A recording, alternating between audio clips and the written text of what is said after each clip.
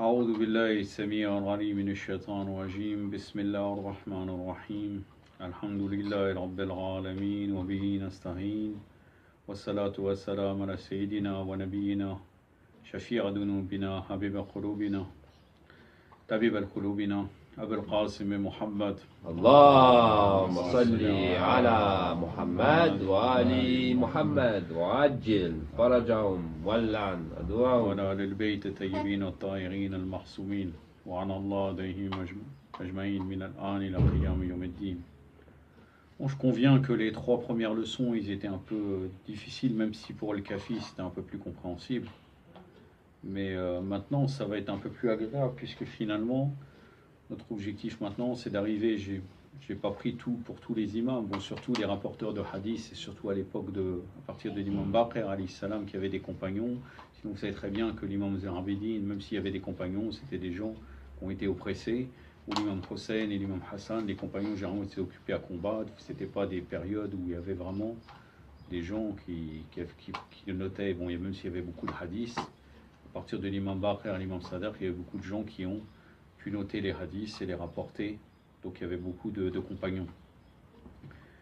Et pourquoi c'est un peu plus agréable? Parce que finalement, notre objectif maintenant, c'est de montrer, d'après donc le Ilm al-Rijal qui était critiqué, combien de compagnons finalement il reste. Même si là, ça ne va pas être tous les compagnons.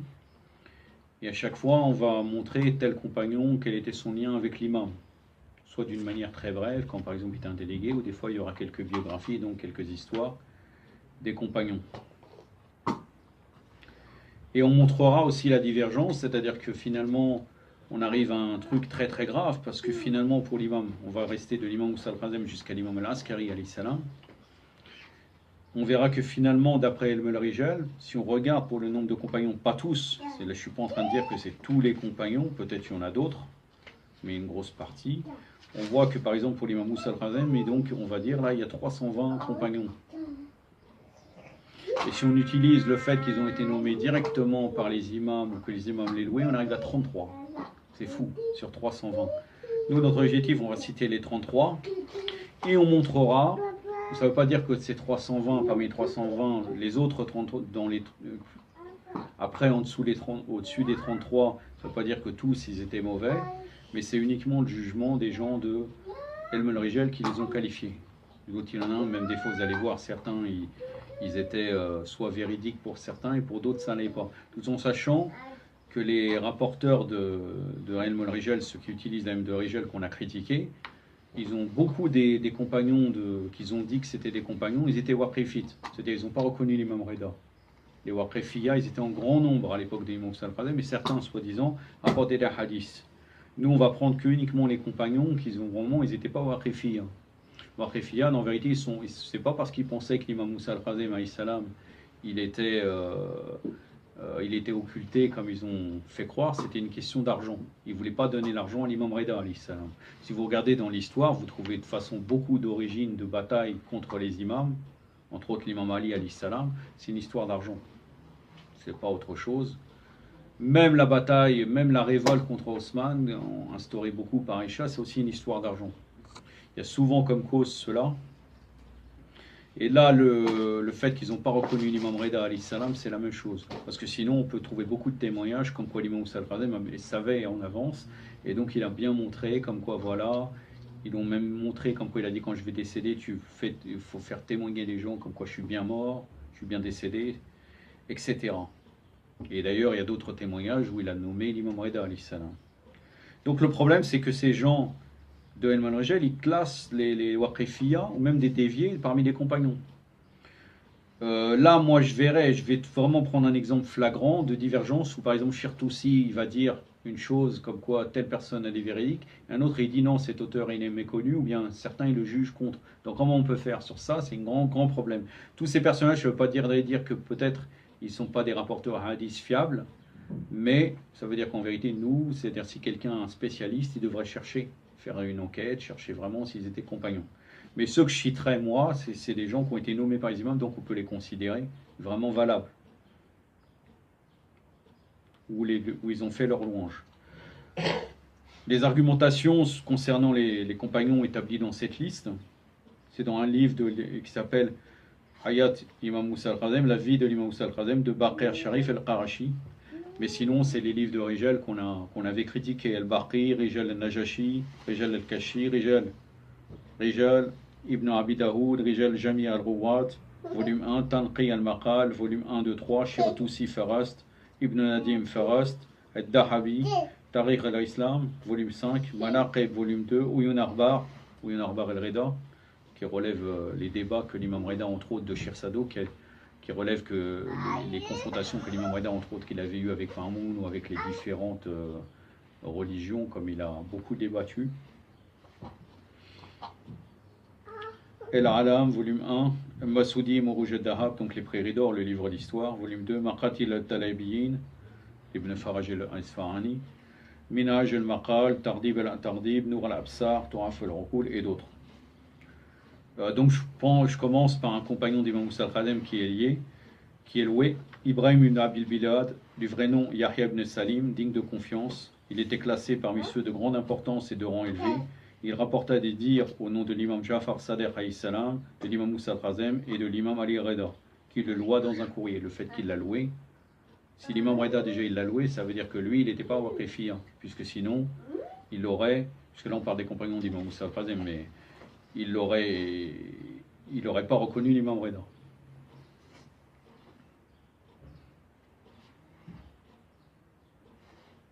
Voilà, on peut donner un exemple de compagnon qu'on ne sait pas finalement, puisqu'on n'a pas de preuve. Il y a quelqu'un qui s'appelle Ibrahim ibn Abi Bakr, d'un autre nom Ibrahim ibn Abi Samal. Un groupe d'éminents personnages l'a confirmé en tant que compagnon. Un groupe d'éminents personnages, je ne sais pas qui. Et il est connu en tant que véridique, n'exprimant jamais une chose fausse. Il est l'auteur d'un ouvrage intitulé Lawadir. Un compagnon qui est bien. Oussama ibn Hafs, représentant de l'imam Moussa al-Kazem, il est connu, digne de confiance et juste.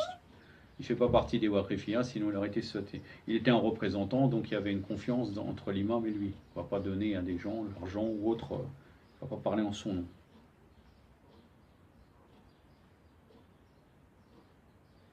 Voilà, on va donner un exemple de contradiction. Il y a un compagnon qui s'appelle Isaac ibn Jarir qui dit qu'il est compagnon, digne de confiance. Regardez, digne de confiance, compté parmi les rangs des gens du savoir. Il rapportait la hadith au nom de l'imam Jafar Sadiq. Des fois, ça ne veut rien dire. C'est pas parce qu'ils ont rapporté au nom de l'imam Sadiq alayhi salam que l'imam forcément, il était proche de l'imam. Shirtousi le place parmi les compagnons de l'imam Moussa al-Kazem et il le dit waqifit. Donc c'est un grand problème. Il est waqifit, il rapporte, alors qu'on sait très bien que dans le hadith, celui qui rejette un des imams, c'est comme s'il m'a rejeté tout. Imaginez-vous, là, je vous ai cité 2 compagnons. Et j'en suis déjà, au moins, dans la numérotation, j'en suis au 42e compagnon. Tellement 10%, même pas, qu'on cherche nommer directement. Et un compagnon reconnu, Jafar ibn al-Khallaf al-Koufi, Shirtousi, il a compté parmi les compagnons de l'imam Moussa al-Kazem, et déclara que Jafar ibn al-Khallaf avait entendu l'imam déclarer « Béni est celui qui ne mourra pas tant qu'il n'aura pas vu l'imam successeur ». C'est-à-dire, il fait ses louanges. C'est-à-dire que toi, tu vas voir l'imam successeur qui était l'imam Reda. Et que Dieu lui avait permis de le voir par le geste de l'imam Moussa al-Kazem indiquant son fils Ali al-Reda. Donc il n'a pas dévié, il a vu que c'était l'imam Reda, le successeur.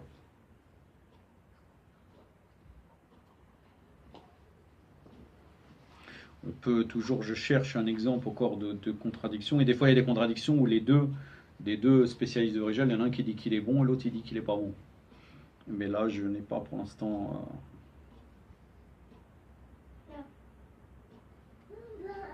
Voilà, là on peut donner un exemple.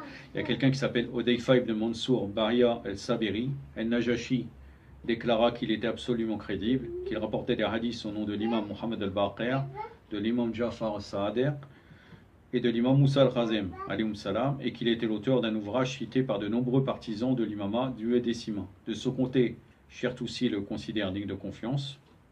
Donc Najashi et Shirtousi le considèrent digne de confiance et l'autre, Najashi, déclare qu'il est absolument crédible.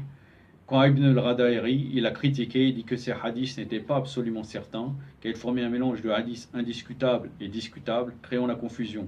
Il a été dit ainsi qu'il est un gouverneur sous le régime des Bani Umayya. Donc on ne sait rien. On voit que normalement, on sait très bien que la collaboration avec le pouvoir oppresseur, elle existe, mais généralement avec l'autorisation de l'imam. Comme par exemple Ali ibn Yaqtin, que vous connaissez l'histoire avec Haroun el-Rachid. Et là, donc, il y en a un, donc on va suivre qui? C'est-à-dire ceux qui va chercher, s'il va chercher dans la spécialité, dans la spécialisation de Ilm al-Rajal, qu'est-ce qu'on doit faire? Est-ce qu'on suit Najashi, Shirotoussi, ou bien Ibn al-Radayri? En tout cas, pour l'instant, on doit dire quelqu'un s'il veut chercher pour ce compagnon, ou 10 compagnons, on n'a pas de preuve qu'il était réellement loué par l'imam. Un compagnon bien, Hassan ibn Abdullah, il a été reconnu comme étant le plus religieux des hommes de son époque. Les autorités du régime dynastique abbasside le craignaient à cause de son courage et de son haut degré de crainte révérentielle d'Allah. C'est à l'imam Moussa al-Kazem qui l'orienta vers l'islam authentique. C'est-à-dire c'est l'imam, c'est-à-dire qu'il a converti.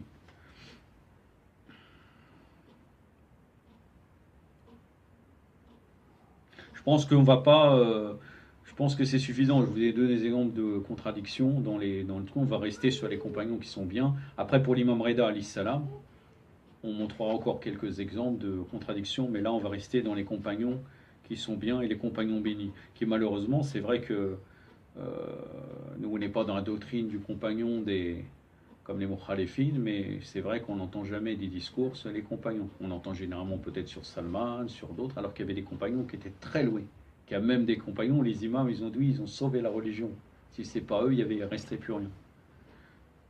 El-Hussein ibn Zaïd ibn Ali ibn el-Hussein. Donc c'est le fils de Zaïd. Zaïd, le fils de Ali ibn el-Hussein. Lui, il fait partie des compagnons qui sont loués. Il est adopté par l'imam Jafar Sadiq, donc il a grandi chez l'imam Sadiq alayhi salam. Il l'éleva et le maria à la fille d'El-Arqat. Il rapporta des hadiths au nom de l'imam Sadiq alayhi salam et de l'imam Moussa al-Khazem. Il décéda en l'an 140 de l'Hégire ou 135. À l'âge de 76 ans, il avait été surnommé Dol Dharma, c'est-à-dire le dépositaire des pleurs. Son épouse lui demanda la raison de ses pleurs incessants. Il répondit: est-ce que les 2 flèches et le brasier m'ont laissé un autre choix que les pleurs? Par l'expression les 2 flèches et le brasier, il sous-entendait les flèches qui avaient donné la mort de son père Zaïd et à son frère Yahya, et le brasier dans lequel son père fut jeté. Donc il pleurait beaucoup à cause des malheurs de sa famille, opprimé par le pouvoir oppresseur.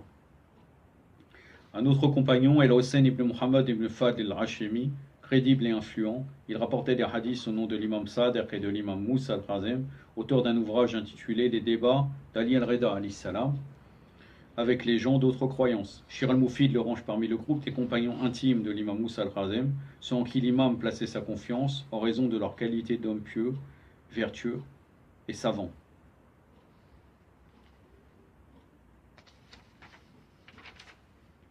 J'en suis déjà au numéro 90. Pourtant, on a... Ahmad ibn Isa Journi el-Basri, donc de Basra, El-Kashi déclara que les partisans de l'imama ont unanimement reconnu l'authenticité de ces hadiths et sa connaissance de la jurisprudence islamique, qu'il rapporta des hadiths au nom de l'imam Sadiq, de l'imam Moussa al-Khazem et de l'imam Reda, qui était l'auteur d'ouvrages religieux. Il a été rapporté qu'ayant visité l'imam Moussa al-Khazem, il lui dit: que je te sois offert en rançon, implore Allah de me combler d'une demeure, d'une épouse, d'un serviteur et de l'accomplissement du pèlerinage. Alors l'imam alayhi salam implora Allah en faveur des souhaits d'Ahmad ibn Isa al-Journi et de 50 accomplissements du pèlerinage. Il a fait le pèlerinage 50 fois. Et imaginez-vous à l'époque comment c'était pas facile. Peut-être quelqu'un il va à pied ou il va comment. Lui il a fait 50. Allah les exauce à tous, et après avoir accompli son 50e pèlerinage, il avait dit des gens: tu vas faire 50. Et tout de suite après, il fut emporté par une soudaine inondation. Il y a eu une inondation alors qu'il prenait un bain dans une vallée en l'an 209 de l'Hégire. Allah, c'est comme quoi c'était vraiment, son temps il était vraiment compté. À l'époque il n'y avait pas trop d'immersion, il était en train de faire un bain, il a été noyé. Après, il me semble que lui, il est même oui, il est aussi un compagnon de l'imam Reda alayhi salam.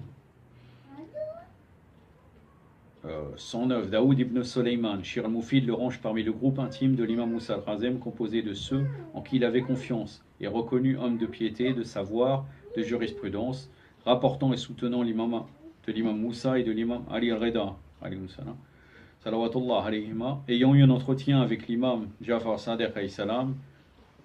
Oui, Ah non, ayant eu un entretien avec l'imam Moussa al-Khazem, il lui dit, j'ai demandé à ton père, c'est-à-dire à l'imam Sadiq, quel serait celui qui viendrait après lui. Il m'a répondu que tu serais celui-là.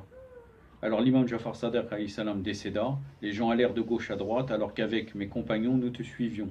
Néanmoins, on pourrait pu me dire qui viendra après toi. L'imam me répondit, mon fils Ali al-Reda alayhi salam. C'est-à-dire que lui, on peut dire qu'il a été béni, puisque finalement, il a été sauvé de l'égarement de l'époque. C'est-à-dire à chaque fois, il a pu avoir la chance de rencontrer l'imam qui lui a dit, il faut que tu suis telle personne. Malgré ça, dans les Waqifites, ils ont eu des dialogues des fois avec l'imam, des fois entre autres avec l'imam Reda alayhi salam, et ils n'ont pas changé d'opinion. Ça prouve vraiment que certains étaient maudits, donc sont réveillés, ils étaient Waqifites, après ils sont devenus revenus, sont repentis, ils sont revenus avec l'imam Reda, mais d'autres non. Zakaria ibn Idris al-Qawmi, auteur d'un ouvrage estimé par l'imam Ali al-Reda. C'est un ouvrage que donc l'imam Reda alayhi salam il a aimé. Il rapporta des hadiths au nom de l'imam Sadiq, de l'imam Moussa al-Khazem et de l'imam Ali al-Reda.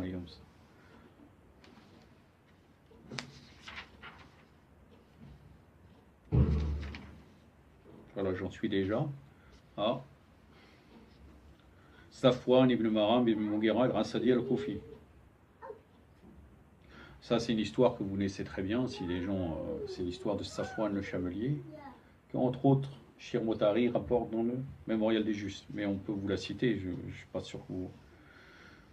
Donc, lui est dit crédible, auteur d'un ouvrage. Il rapportait des hadiths au nom de l'imam Jafar Sadiq et au nom de l'imam Moussa al-Khazem. S'étant rendu auprès de l'imam Moussa al-Khazem, celui-ci lui dit, Safwan, tout en toi est bon et beau, excepté une chose. Safwan demanda que je te sois offert en rançon. Quelle est-elle? L'imam poursuivit, ta location de chameau à cet homme, sous-entendu Haroun el-Rachid, Haroun el-Dalal. Safwan reprit, par Allah, je ne les ai point loués de bonté et de cœur, ni sans amertume, ni pour la chasse, ni pour l'amusement. Je les ai loués pour parcourir la piste qui mène à la Mecque. De plus, je ne me conduis pas, ce sont mes serviteurs qui s'en chargent. Donc il lui dit, moi je ne l'ai pas donné à Haroun el-Rachid pour qu'il s'amuse, je donne pour qu'il aille à la Mecque, mais c'est pas moi qui m'en occupe, c'est mes serviteurs. L'imam répliqua, en perçois-tu les revenus? Safwan répondit, oui, que je te sois offert en rançon. L'imam alayhi salam dit, ton souhait était-il qu'il, c'est-à-dire les loueurs abbassides, demeurent en vie jusqu'à percevoir tes revenus? Safwan lui dit oui. C'est-à-dire il aimerait que ces gens qui étaient abbassides, qui louaient ces chameaux, ils restent en vie pour qu'ils soient payés. L'imam alayhi salam dit, bien, celui qui souhaite qu'il reste en vie est d'eux, et quiconque est d'eux sera jeté au feu de l'enfer. Safwan se leva sans plus attendre et se mit à vendre ses chameaux. Et une fois tous vendus, il abandonna son activité de loueur de chameaux. Haroun el-Rachid, ayant été informé de la conduite de Safwan, le convoqua, et arrivé près de lui, il laissa exploser sa colère. Safwan, j'ai entendu dire que tu m'avais vendu tes chameaux. Safwan dit, c'est la vérité. Haroun demanda pour quelle raison. Safwan dit, je suis âgé, et mes serviteurs ne sont pas loyaux avec moi. Haroun el-Rachid dit, allons, allons, je connais celui qui t'a incité à les vendre. C'est Moussa ibn Ja'far, alayhi salam, qui t'y a poussé.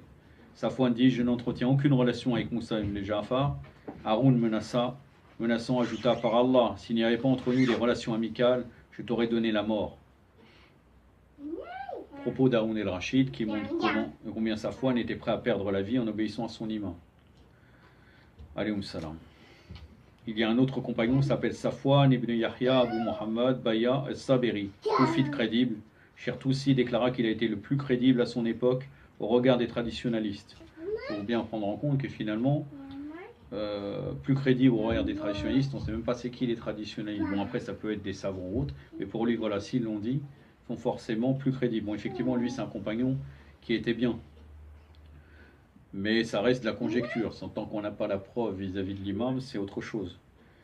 Digne de confiance, au point où l'imam Reda alayhi salam l'engagea comme représentant personnel. Il accomplissait journellement 150 rakas, jeûnait annuellement 3 mois et prélevait 3 fois la zakat obligatoire attachée à sa richesse. Il expliquait la raison de tout ça en révélant qu'il avait conclu un pacte à la Kaaba sacrée avec Abdullah ibn Jundub et Ali ibn Norman, engageant les survivants, si l'un d'entre eux venait à décéder, à régler le montant de sa zakat, accomplir ses prières et le pèlerinage en son nom.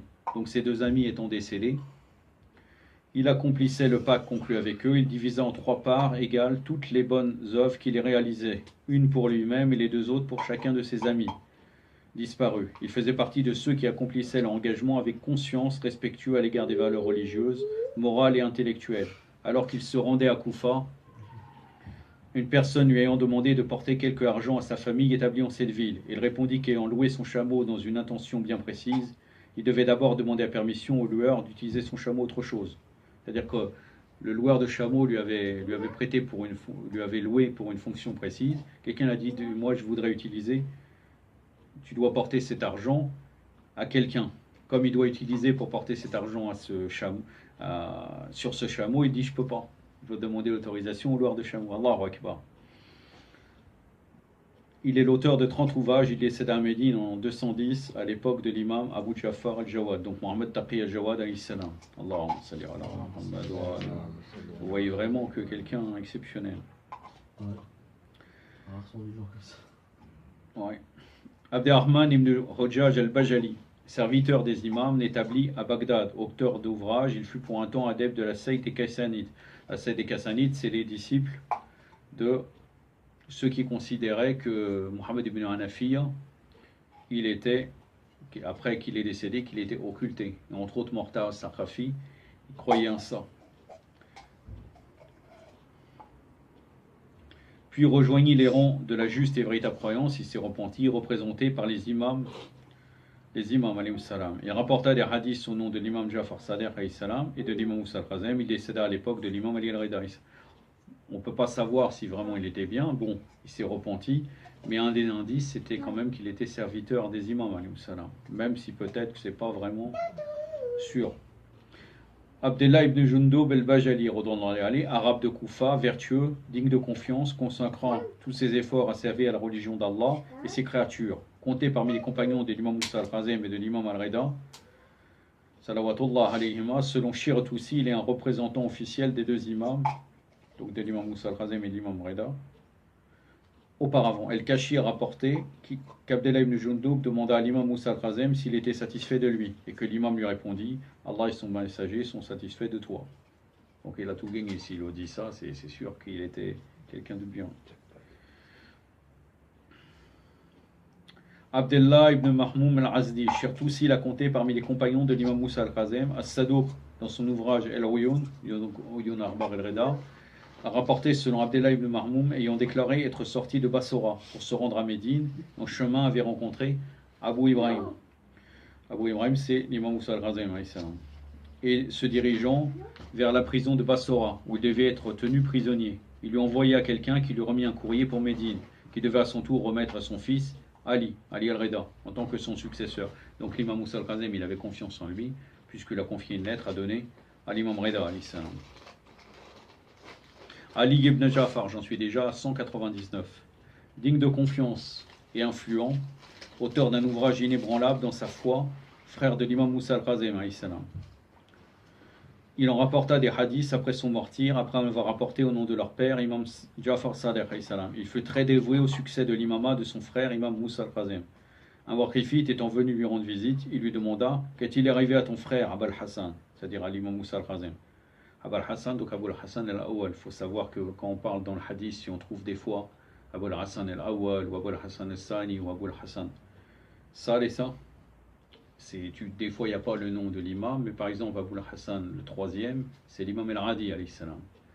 Ou bien Abul Hassan le deuxième, c'est l'imam Reda.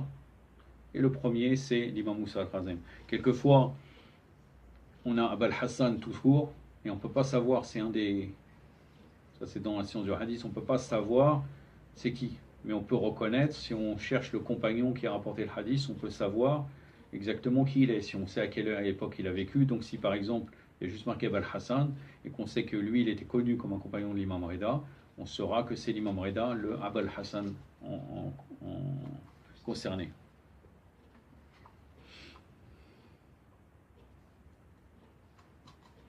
Qu'est-il arrivé à ton frère Abul Hassan?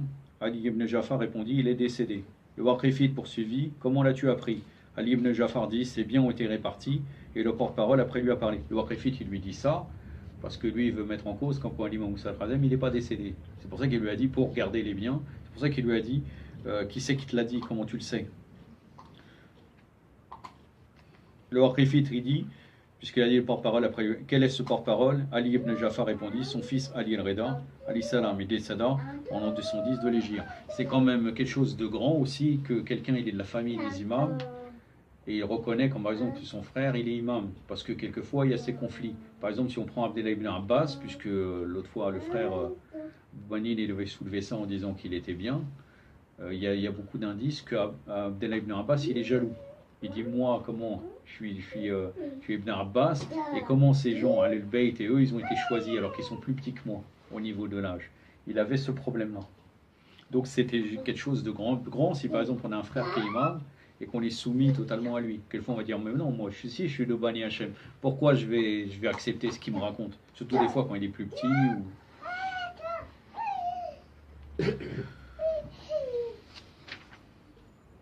Ali ibn Yaqtin, le fameux Ali ibn Yaqtin, que je ne vais pas vous citer tout parce que vous connaissez qu'Ali ibn Yaqtin, c'était quelqu'un, et donc il est né à Koufa en l'an 224.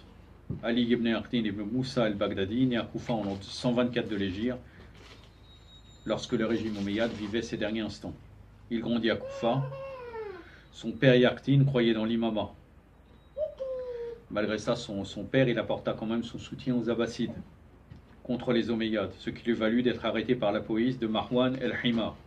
C'est parce que Marwan el-Hikam, on va l'appeler Marwan el-Himar l'âne, à laquelle il put échapper. Son épouse et deux de ses fils, Ali et Obeidullah, s'enfuirent à Médine.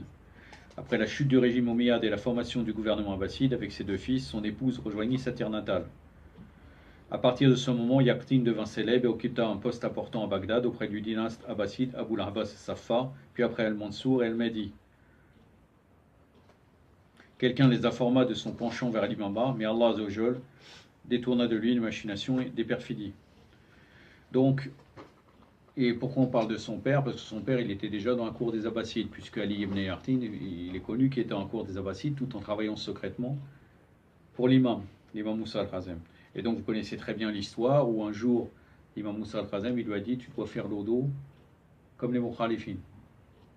Et un jour, les espions de Haroun el-Rachid, ils ont commencé à dire lui, ça doit être un shira, donc il faut le surveiller. Et finalement, pendant une année, il a fait l'odo de cette manière-là, et quand ils ont vu, ils ont dit non, on n'a rien à craindre de lui, parce qu'on voit qu'il est finalement, il ne fait pas partie des chiites, des chiites. Et donc c'est comme ça qu'il a été sauvé. Lui, il travaille à l'intérieur du pouvoir, mais avec l'autorisation de l'imam. Et regardez, quelqu'un qui va juger avec un esprit étonnant, il va dire moi, Ibn Rasoulillah, pourquoi je vais faire l'odo comme le mukhalifin? C'est batel. Et ça, c'est de la désobéissance, voire du coffre. C'est-à-dire l'imam, il t'a dit de faire comme ça, et toi, tu fais autre chose. Mais lui, il a été soumis, il a appliqué, il a fait tout selon l'imam, et jusqu'à qu'après, il a pu être oppressé, et il a pu revenir à son rite habituel. L'imam Moussa al-Khazem éprouvait une grande affection et admiration pour Ali ibn Yaqtin et ibn Moussa al-Baghdadi, pour preuve les propos ci-après, adressés aux compagnons d'Ali qui arrivaient chez l'imam. Ali salam. Celui qui prendrait plaisir à regarder un compagnon du messager d'Allah, qu'il regarde celui qui arrive, indiquant Ali ibn Yaqtin. Allahu Akbar. L'un des présents demanda à l'imam, Ali ferait-il partie des gens du jardin paradisiaque? L'imam répondit, quant à moi je témoigne qu'il fait partie des gens du jardin. Ali ibn Yaqtin ayant envoyé une personne auprès de l'imam pour lui demander d'invoquer Allah en sa faveur, l'imam demanda, est-ce pour l'au-delà? Le visiteur dit oui. L'imam termina en disant, je témoigne que le feu de l'enfer ne touchera jamais Ali. Qu'est-ce qu'on veut de plus? Allahumma salli ala Muhammad. Amr ibn Muhammad ibn Yazid, Abul Haswad Bayal Sabiri, Koufite, serviteur de Saqef, considéré digne de confiance et influent, d'auteur d'ouvrages. Il rapportait des hadiths au nom de l'imam Jafar Sadiq et de l'imam Moussa al-Khazem. L'imam Jafar Sadiq lui déclara, par Allah, tu es de nous et Ahlul Bayt. Allahumma salli. Issa ibn Abdullah ibn Sa'd ibn Malik al-Ashari, considéré digne de confiance, à son sujet Yunus ibn Yaqub a rapporté, étant en Médine, Jafar ibn Muhammad, c'est-à-dire l'imam Sa'd me reçut chez lui et me dit, Yunus sort, il y a quelqu'un de chez nous, les Ahlul Bayt à la porte. Parvenu à la porte, j'y ai trouvé assis Issa ibn Abdullah al-Qummi, Je lui ai demandé qui il était, il me répondit qu'il était de Qawm. Quelques instants plus tard, l'imam, alayhi salam, nous demanda d'entrer. Assis, il se tourna vers moi et dit « J'ai l'impression que tu ne prêtas pas attention à mes paroles. Lorsque je t'ai dit qu'Isa ibn Abdullah était de nous, les Ahlul Bayt. » J'ai répondu « Oui, par Allah, il est un des habitants de Qawm. » L'imam répliqua « Yunus, Isa ibn Abdullah est de nous, les Ahlul Bayt, qu'il soit mort ou en vie. » Donc ça montre encore une fois que le lien de famille que quelqu'un pourra avoir avec Ahlul Bayt, il n'est pas lié au sang seulement. C'est-à-dire lui, il a été déclaré qu'il fait partie de nous, Ahlul Bayt, tout en n'étant pas de sang des imams, comme par exemple Salman Muhammadi, alayhi salam, qui dit Salman, tu fais partie de nous, minna Ahlul Bayt. Et alors que le fils de Nour, alayhi salam, Allah Azza wa Jal, il lui a dit, il y a mon fils, dans le châtiment, il a dit, tu ne fais pas partie, tu n'es pas de nous, il n'est pas ton fils. Après, on peut comprendre que peut-être il n'était pas vraiment son fils, ou bien sinon, effectivement, de toute façon, il est fait plus partie de son fils parce que il s'est opposé au prophète d'Allah Azza wa Jal. Muhammad ibn Abi Omer al-Azdi, il est très connu aussi, originaire de Bagdad, vertueux, très respecté en raison de sa vertu et valeur qu'on lui reconnaissait unanimement, compté parmi les savants les plus éminents de son époque, et crédible dans la transmission des hadiths acquis principalement dans la science du fiqh auprès du 7e imam Moussa al-Khazem, du 8e imam Ali al-Reda et du 9e imam al-Jawad. Alayhum salam. Il est auteur de 94 ouvrages. Malheureusement, la plupart de ces ouvrages ont été endommagés par la pluie et enterrés par sa sœur alors qu'il était resté 17 années dans les geôles obscures du dynastie abbasside Haroun el-Rachid. Après ces 17 années de détention, il fut amené à Haroun el-Rachid qui lui ordonna de dénoncer les partisans de l'imam. S'y étant refusé, il fut condamné par Haroun à la peine de 100 coups de fouet. Il décéda en l'an 217 de l'Hégire. Et Faïd ibn Mortar al-Jorfi, koufite, crédible et influent, auteur d'un ouvrage. Il a été le premier à entendre l'imam Ja'far Sadiq alayhi salam déclarer la succession de son fils Moussa al-Khazem en tant que 7e imam. Il rapportait des hadiths au nom du 5e imam, l'imam Mohammed al-Baqir, du 6e imam Ja'far Sadiq et du 7e imam Moussa. Là, on peut voir que il a été privilégié puisqu'il a entendu en premier l'imam Sadiq alayhi salam déclarer la succession, surtout en sachant qu'à chaque fois que les imams ont nommé, on peut voir qu'ils n'ont pas donné toujours en public. Ils ne vont pas faire un discours et dire c'est lui. À chaque fois, c'était des gens proches. On dit c'est qui. À chaque fois, il lui a annoncé c'est telle personne. D'ailleurs, dans le Kafi, on peut retrouver à chaque fois. Pour nous, ça n'a pas une grande importance puisque nous, alhamdoulilah, il y a encore, on arrive à croire jusqu'au 12e imam, mais pour eux, c'était très important. À chaque fois, on voit, ils discutent sur la nomination. C'est-à-dire qu'à chaque fois, l'imam Sadiq alayhi salam, et il nous ramène dans le Kafi les hadiths qui dit voilà, c'est tel compagnon. Il a demandé, et puis voilà, c'est lui le successeur. Muhammad ibn Abi Omer al-Azdi,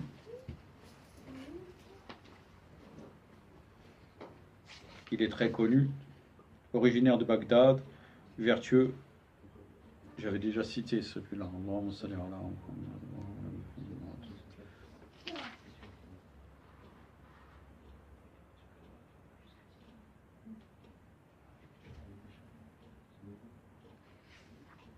En fait, j'ai fait une erreur, je me suis trompé dans la page. Mohammed ibn Ja'far ibn Sa'd al-Aslami, il est celui qui rédigea le premier testament de l'imam Moussa al-Khazem et qui témoigna pour le second. Donc c'est clair qu'il était proche. Mohammed ibn Sinan, Abu Ja'far al-Zahidi al-Khazain, certains chroniqueurs l'ont considéré digne de confiance, d'autres non. Auteur d'un ouvrage, Chertoussi l'a compté parmi les compagnons de l'imam Moussa al-Khazem. Il décéda en l'an 220 de l'Hégire. Le concernant, El-Kashi a rapporté qu'il s'était rendu en visite auprès de l'imam Moussa al-Khazem une année après que l'imam soit transféré en Irak et que durant sa visite était présent son fils Ali al-Reda alayhi salam. L'imam s'adressera à lui et il lui dit Mohammed, et il répondit ici je suis. Donc ici on peut dire que sûrement il lui dit labbaik, c'est-à-dire je suis à ta disposition. L'imam reprit, cette année aura lieu un événement. L'imam alayhi salam baissa la tête, puis il la releva et s'adressa à nouveau à Mohammed. Allah égare l'injuste, Allah fait ce qui lui plaît. Mohammed demanda que je te sois en rançon. Que signifie cela? L'imam alayhi salam poursuivit, celui qui fera tort à celui-là, indiquant de la main son fils Ali al-Reda, et qui niera son imama après moi sera semblable à celui qui fera tort à Ali ibn Abi Talib alayhi salam et qui renia son imama après le prophète Mohammed sallallahu alayhi wa sallam. Mohammed comprit alors que l'imam alayhi salam lui annonçait sa mort prochaine et que sa rencontre avec son Seigneur était arrêtée. Désireux d'entendre quelques secrets que seul l'imam alayhi salam pouvait lui dévoiler, il dit à l'imam: par Allah, si Allah me donne longue vie, je le reconnaîtrai son droit et témoignerai de son imama. J'atteste déjà qu'il est l'argument d'Allah sur ses créatures. Hujjatullah fi khalqi. Après toi, qu'il est celui qui appellera à sa religion. L'imam alayhi salam continua: Muhammad, Allah te donnera longue vie et tu pourras appeler les gens à son imama et à l'imama de celui qui viendra après lui. Muhammad demanda: qui sera-t-il? L'imam répondit: Muhammad, son fils. Muhammad dit: j'y consentirai et je m'y soumettrai. L'imam poursuivit: oui, j'ai trouvé dans les écrits du commandeur des fidèles, c'est-à-dire l'imam Ali, que tu étais plus lumineux que l'éclair dans une nuit noire. Donc dans les livres secrets de l'imam Ali. Ce qui est étrange, c'est que vous voyez encore une contradiction, c'est que malgré ça, certains chroniqueurs l'ont considéré pas digne de confiance.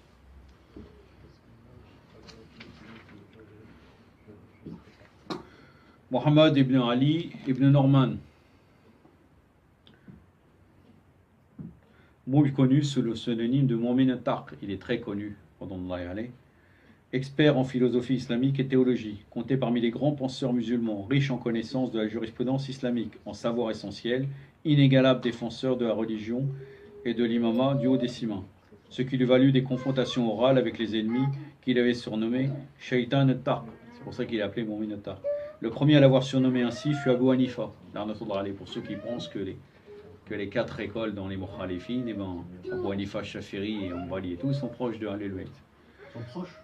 Il serait proche, il y a des gens qui pensent qu'il serait proche de Ahlul Bayt, alors qu'il a appelé uniquement Mu'min al-Tarq, il l'a appelé Shaitan al-Tarq, Abu Hanifa.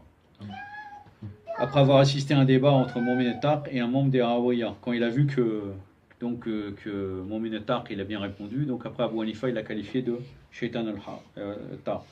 L'imam Jafar Sadiq alayhi salam l'autorisa à débattre scientifiquement avec les autres écoles de pensée musulmanes. Donc on peut dire qu'il a une fatwa, puisqu'on sait très bien que normalement Ilm al-Kalam, la confrontation, elle n'était pas autorisée. Mais Mu'min al-Tarq, il a été autorisé par l'imam Jafar Sadiq alayhi salam. Après le martyr du sixième imam, il se dévoie totalement à l'imama de l'imam Moussa al-Kazem, auprès de celui-ci. D'ailleurs, si vous voulez voir un petit peu, il y a une très bonne série, ça c'est une des... Pourtant, moi je suis critique généralement envers... Je suis critique normalement envers les... Généralement, je suis critique envers les...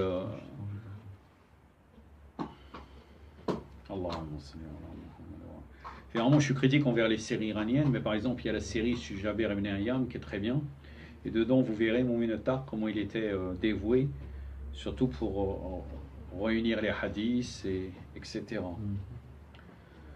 L'imam Jafar alayhi salam le loua dans ses paroles suivantes: les personnes que j'aime en premier, vivantes ou mortes, sont au nombre de 4. Burayd ibn Muawiyah al-Ajali, Zurara, donc Zurara ibn Ayoun, Mohammed ibn Muslim et al-Ahwal. Parmi ces célèbres débats, il y a lieu de citer celui qui l'eut avec Dahak. Donc, je vais vous parler du débat qu'il a eu. Leader des Kharijites, donc des Khawarij, s'étant de lui-même accordé le titre de commandeur des fidèles. Dahak, qui s'est appelé, il a dit: je m'appelle Amir al-Mu'minin.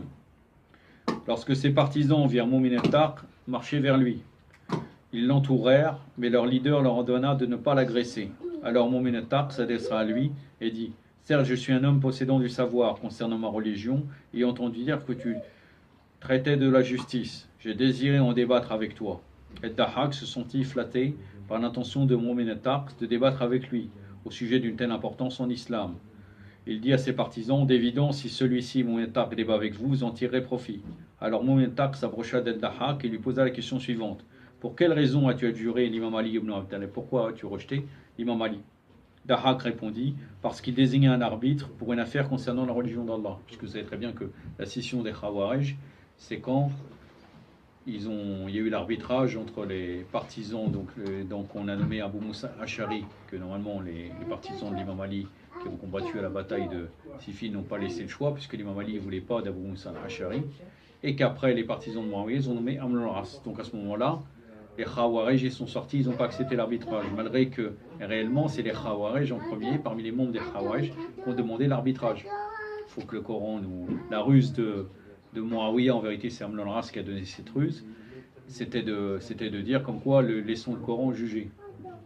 Alors qu'en vérité,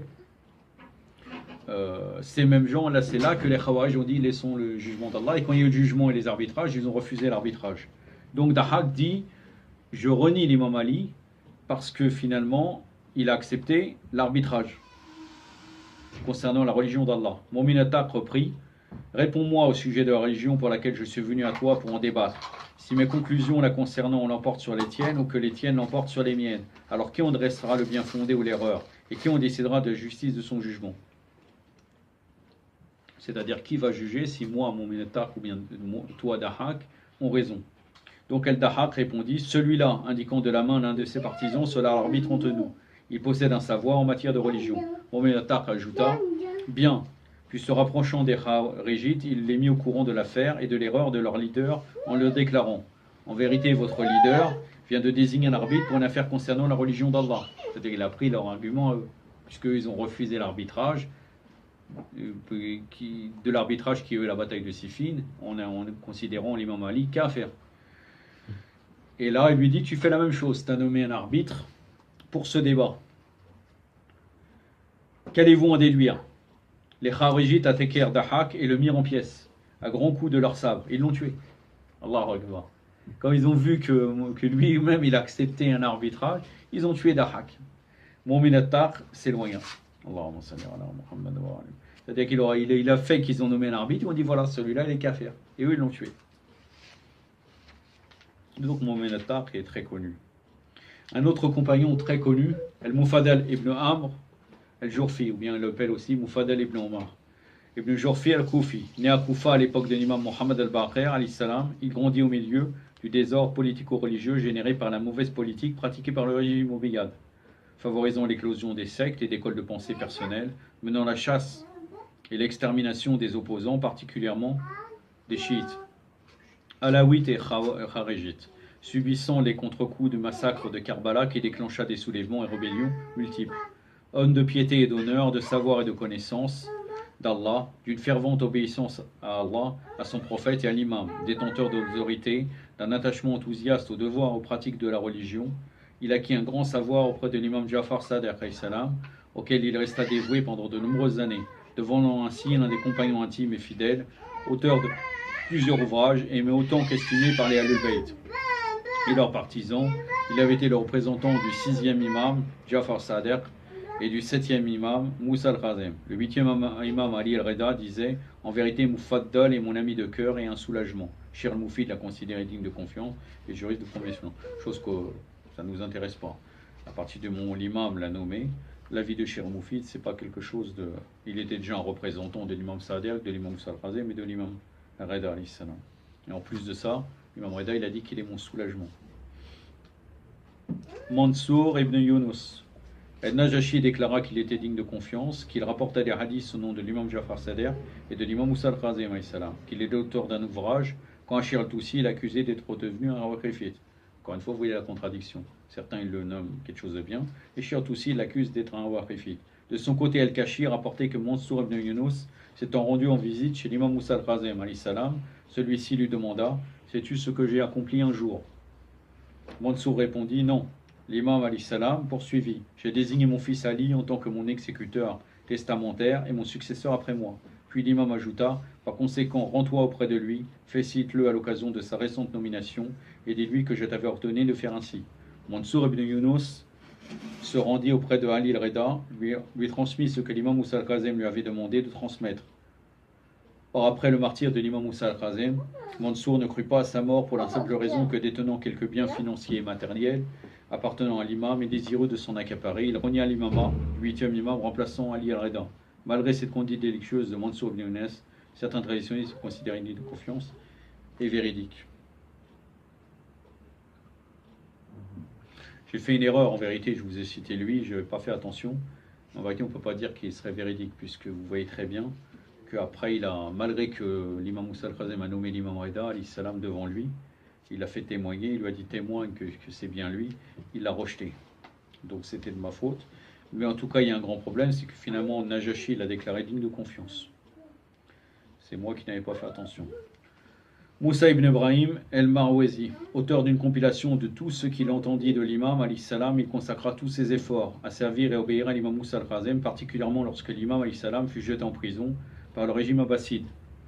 Et comme il était le précepteur des enfants de l'imam, donc il s'occupait des enfants de l'imam Moussa al-Khazem, le propriétaire de la prison, El-Sindi ibn Shaikh, l'arnatullah alayh, l'autorisa à communiquer avec l'imam, alayhi salam. Nasr ibn Qaboos el-Aqmi al-Qaboussi, auteur d'un ouvrage, il fait partie de ceux qui rapportèrent l'intégralité de la déclaration de l'imam Moussa al-Khazem instituant son fils Ali al-Reda. Donc il était convaincu, forcément, que l'imam Reda était le successeur. En tant que 8e imam, Shir al-Mufid l'a intégré au groupe des compagnons intimes de l'imam Moussa al-Khazem, digne de sa confiance et gens de piété et de savoir. Quand Shir Toussi déclara que Nas ibn Qaboos demeura représentant de l'imam Jafar Sadiq durant 20 années. Il rapportait des hadiths au nom du 6e imam Jafar Sadiq, du 7e imam Moussa al-Khazem, et du 8e imam Ali al-Reda. En vérité, il va falloir que... C'est très long sur Hisham ibn al-Hakam, et vous le connaissez tous, c'est-à-dire enfin, entre autres son débat avec Amr ibn Ubayd le Mu'tazili, où il avait dit est-ce que tu as des yeux, est-ce que tu as des oreilles, après il lui a dit un cœur. Après, il dit voilà, si tu acceptes qu'il y a un cœur qui dirige, donc pourquoi tu rejettes l'imam qui est extérieur? Mais bon, on va quand même parler un tout petit peu de Hisham al-Hakam sans relever cette histoire. Il est né à Koufa, établi ensuite à Bagdad, esprit universel, théologien qui s'applique à répondre aux questions de ses contradicteurs par les règles du Tawhid, du Saint-Coran et de la Sunna du messager d'Allah. Il me semble même que quand il a débattu avec Amr ibn Ubayd, il était très jeune. Je crois qu'il avait 18 ans, maximum 20 ans, quelque chose comme ça. Non, c'est ça, non? Je pense que c'est ça. Hein. Je sais pas, franchement, je veux pas dire. Ouais, non, il était très très jeune. Là, tu as cité des gens que je connais. Non, Hisham al-Hakam, il est très connu en tout cas. Je pense que tu le connais, peut-être. Auteur de nombreux ouvrages, il est bien évidemment compté parmi les savants du monde libre de l'islam mohammedien qui savaient beaucoup de choses, maîtrisant une grande partie du savoir transmis par les imams issus des Ahlul Bayt. C'est bien, Donc il a débattu. Hisham ibn Salim, el-Jawaliqi, el-Jurfi, Bashir ibn Marwan. Considéré comme digne de confiance, compté parmi les grands savants imamites, il rapporta des hadiths au nom de l'imam Moussa al-Khazem, imam Jafar Sadiq, le choisi pour débattre de l'unicité divine avec un homme du Sham. Les mensonges de la propagande des ennemis anti-Imama et de ses érudits s'efforcèrent de présenter Hisham ibn Salam el-Jawaliqi, el-Jurfi comme non-croyant. Voilà, c'était une taqiyya, comme quelquefois l'imam devant il dit que celui-là il est kafir parce qu'il sait qu'il y a les espions, et en vérité il lui fait confiance. C'est pour ça que c'est très compliqué. Entre autres pour le sujet de l'exagération. Quand on dit le relate, quelquefois il y avait des gens, il leur disait tu es un exagérateur. Quelquefois effectivement il les a maudits réellement, et quelquefois c'était une taqiyya pour un certain moment donné parce que les espions étaient autour. Yassin ad-Darir az-Zayyat al-Basri, auteur d'un ouvrage, il rencontra l'imam al-Khadem à Basora alors que l'imam était en prison. Il lui resta entièrement dévoué et en rapporta des hadiths. J'en suis au numéro 305, censé aller à 320, mais on va sauter de toute façon puisque je les ai sectionnés. Je crois même que là, c'est le dernier. Il en reste 2 en fait. Oui, je pense qu'après, Inch'Allah. Yunus ibn Abdirrahman, ça aussi il est très connu, il était serviteur d'Ali ibn Yaqtin. Né à l'époque du règne d'Hisham ibn Abdel Malek, entre 105 et 125 de l'Hégire, reconnu l'un des hommes les plus remarquables de son temps, sinon le plus remarquable parmi les grands savants de la communauté du prophète Mohammed sallallahu alayhi wa sallam, ainsi que les gens de la crainte révérentielle d'Allah et de la piété, très attachés au devoir et pratique de religion. Il accomplit 51 pèlerinages, jeûna quotidiennement et implora le Seigneur durant l'année. Bien sûr, quand on dit jeûner quotidiennement, il a jeûné tout le temps, sauf dans les moments de l'Aïd, l'Aïd al-Fitr ou l'Aïd al-Ratra, puisque c'est interdit. Donc il a jeûné tout le temps.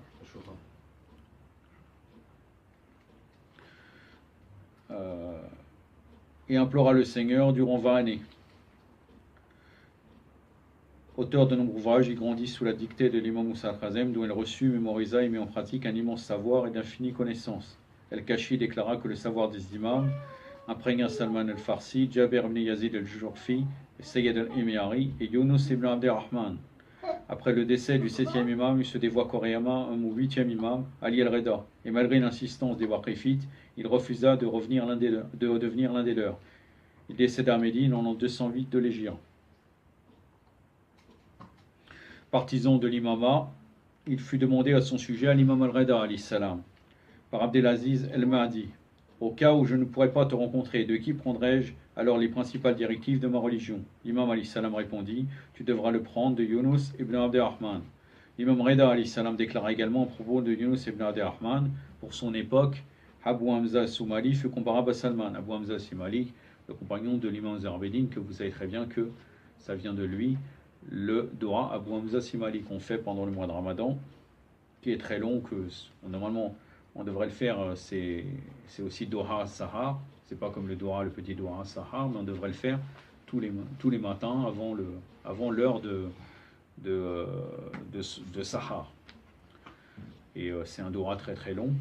Et d'ailleurs dans Doha Abu Hamza Soumali, il est même très recommandé aussi de le lire et de méditer quelquefois de temps en temps, dans divers jours de toute l'année, tellement il est profond pour l'adoration d'Allah. Donc pour son époque, Abu Hamza Soumali fut comparable à Salman el-Farsi el-Mohammadi en raison du fait qu'il servit 4 imams d'entre nous. Ali al-Sajjad, ibn al-Hussein, Muhammad ibn Ali, Jafar ibn Muhammad et quelque temps Moussa ibn Jafar. Et Yunus ibn Abd-Rahman est pour son époque ce qu'était Salman pour la sienne. Allahumma salli ala Muhammad wa ali Muhammad. Ahmed ibn Khalaf rapporta, atteint de maladie, Abu Jafar, c'est-à-dire Imam Jawad, alayhi salam. Donc Abu Jafar al-Sani, puisque Abu Jafar el-Awwal c'est qui? C'est l'imam Baqir alayhi salam. Me rendit visite. Un livre était posé près de ma tête intitulé Un jour, une nuit de Yunus ibn Abd-Rahman. L'imam le saisit et le feuilleta page après page jusqu'à la dernière en répétant continuellement que Allah et Yunus ont sa miséricorde. Puis l'imam lui assura qu'il sera au paradis.